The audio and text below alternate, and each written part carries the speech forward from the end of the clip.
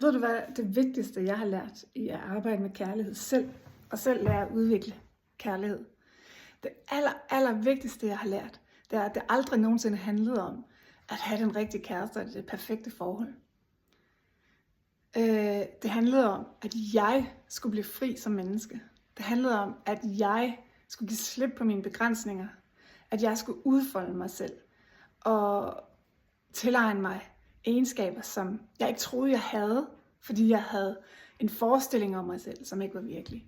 Så for mig, der har kærlighedsvejen i høj grad handlet om personlig frisættelse. Og det, der så er en bivirkning af den personlige frisættelse, det er, at det gør noget ved ens evne til at indgå i et parforhold.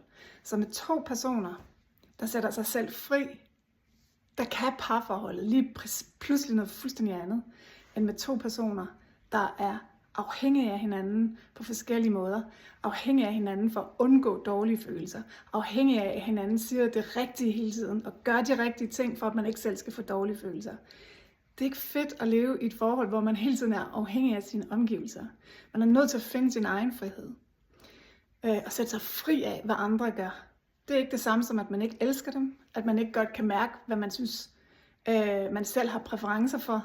Det kan man godt, men det er noget med, om man dømmer det, og om man prøver at holde fast i, at den anden skal være på en bestemt måde, for at man selv kan undgå noget andet. Det kommer ikke til at holde. Det er livsbegrænsende. Så kærlighedsvejen handler rigtig meget om at sætte dig selv fri som menneske.